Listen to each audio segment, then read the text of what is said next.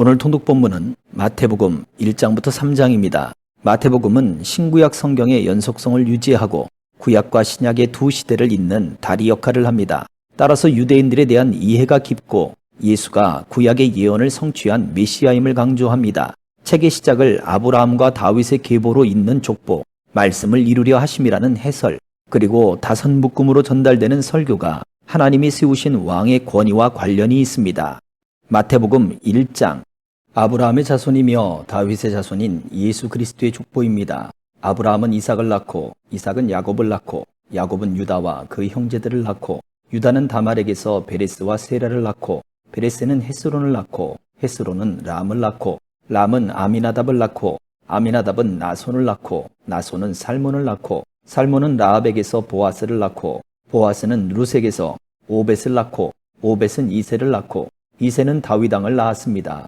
다윗은 원래 우리아의 아내였던 여인에게서 솔로몬을 낳고 솔로몬은 르호보암을 낳고 르호보암은 아비야를 낳고 아비야는 아사를 낳고 아사는 여호사밧을 낳고 여호사밧은 요람을 낳고 요람은 우시야를 낳고 우시야는 요담을 낳고 요담은 아하스를 낳고 아하스는 히스기야를 낳고 히스기야는 므낫세를 낳고 므낫세는 아몬을 낳고 아몬은 요시야를 낳고 요시야는 바벨론으로 잡혀갈 무렵에 여고냐와 그 형제들을 낳았습니다. 바벨론으로 잡혀간 후로 여고냐는 스알디엘을 낳고 스알디엘은 수룹바벨을 낳고 수룹바벨은 아비훗을 낳고 아비훗은 엘리야김을 낳고 엘리야김은 아소르를 낳고 아소르는 사독을 낳고 사독은 아킴을 낳고 아킴은 엘리웃을 낳고 엘리웃은 엘르아살을 낳고 엘르아살은 mat단을 낳고 mat단은 야곱을 낳고 야곱은 마리아의 남편 요셉을 낳고 마리아에게서 그리스도라 하는 예수께서 태어나셨습니다.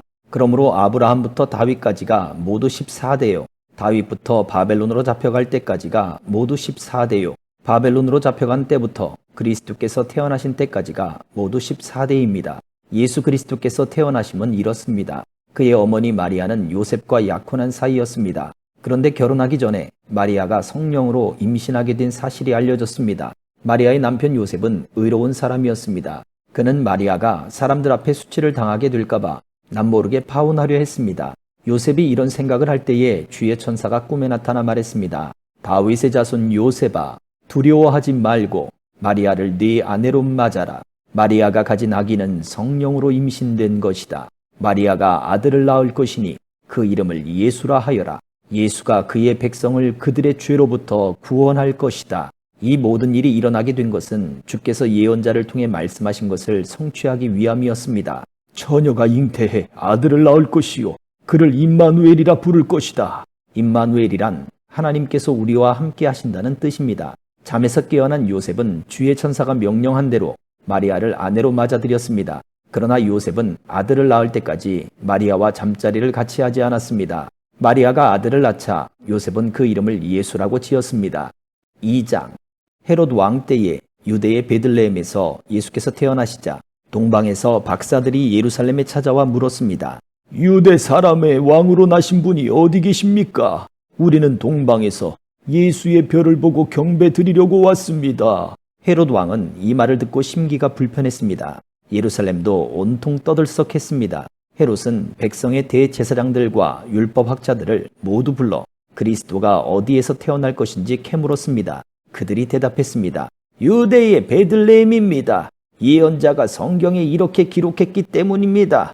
그러나 너 유다 땅 베들레헴아, 너는 유다의 통치자들 가운데 가장 작지 않구나. 네게서 통치자가 나와 내 백성 이스라엘의 목자가 될 것이다. 그때 헤롯은 몰래 박사들을 불러 별이 나타난 정확한 시각을 알아냈습니다. 헤롯은 박사들을 베들레헴으로 보내며 말했습니다. 가서 샅샅이 뒤져 그 아기를 꼭 찾으라. 그리고 아기를 찾자마자 나에게도 알리라. 나도 가서 아기에게 경배할 것이다. 박사들은 왕의 말을 듣고 다시 길을 떠났습니다. 그런데 동방에서 보았던 그 별이 그들보다 앞서가서 아기가 있는 곳 위에 멈춰 섰습니다. 박사들은 별을 보고 뛸 듯이 기뻤습니다. 집으로 들어가 보니 아기가 그 어머니 마리아와 함께 있었습니다. 그들은 엎드려 아기에게 경배하고 보물함을 열어 황금과 유향과 몰약을 예물로 드렸습니다. 그리고 그들은 꿈속에서 헤롯에게 돌아가지 말라는 지시를 받고 다른 길을 통해 자기 나라로 돌아갔습니다. 박사들이 떠난 후 주의 천사가 요셉의 꿈에 나타나 말했습니다. 일어나거라. 어서 아기와 그 어머니를 데리고 이집트로 피신하여라. 헤롯이 아기를 죽이려고 찾고 있으니 내가 말해줄 때까지 거기에 머물러 있어라. 그래서 요셉이 일어나 아기와 그 어머니를 데리고 한밤중에 이집트로 떠났습니다. 그리고 헤롯이 죽을 때까지 그곳에 살았습니다. 이것은 주께서 예언자를 통해 하신 말씀을 이루신 것입니다. 내가 이집트에서 내 아들을 불러냈다.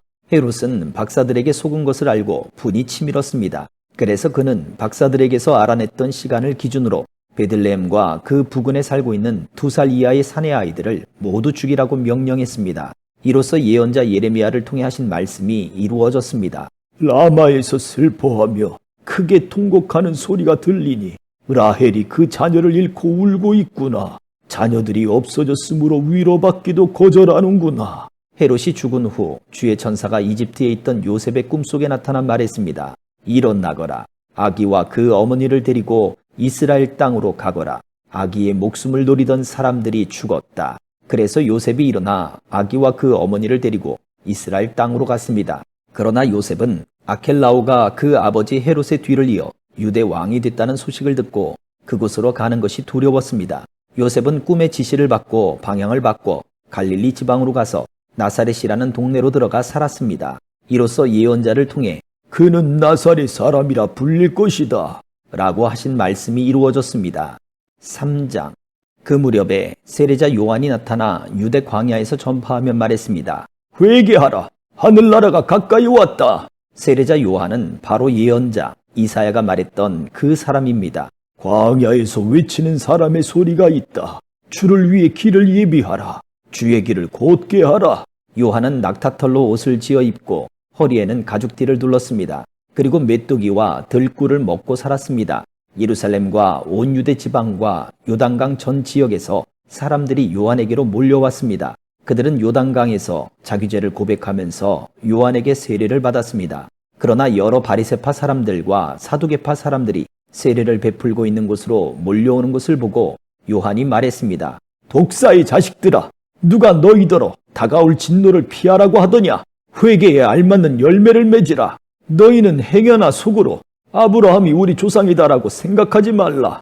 내가 너희에게 말한다. 하나님께서는 이 돌들로도 아브라함의 자손을 일으키실 수 있다. 도끼가 이미 나무 뿌리에 놓여 있다. 그러므로 좋은 열매를 맺지 않는 나무는 모조리 잘려 불 속에 던져질 것이다. 나는 너희가 회개하도록 물로 세례를 준다. 그러나 내 뒤에 오실 분은 나보다 능력이 더 많으신 분이시다. 나는 그분의 신발을 들고 다닐 자격도 없다. 그분은 너희에게 성령과 불로 세례를 주실 것이다. 그분이 손에 키를 들고 타작마당을 깨끗이 해 좋은 곡식은 모아 창고에 두고 쭉정이는 꺼지지 않는 불에 태우실 것이다. 그때 예수께서 요한에게 세례를 받으시려고 갈릴리에서 요단강으로 오셨습니다. 그러나 요한은 이를 말리면서 예수께 말했습니다. 제가 오히려 선생님께 세례를 받아야 합니다. 그런데 제게 오시다니요. 예수께서 대답하셨습니다. 지금은 그렇게 하도록 하여라. 우리가 이와 같이 해 모든 의를 이루는 것이 옳다. 그러자 요한은 그대로 따랐습니다. 예수께서 세례를 받으시고 물속에서 올라오셨습니다. 그때 예수께서는 하늘이 열리고 하나님의 영이 비둘기처럼 자신에게 내려오는 것을 보셨습니다. 그리고 하늘에서 소리가 들려왔습니다. 이는 내가 사랑하는 아들이다. 내가 그를 매우 기뻐한다. 아멘.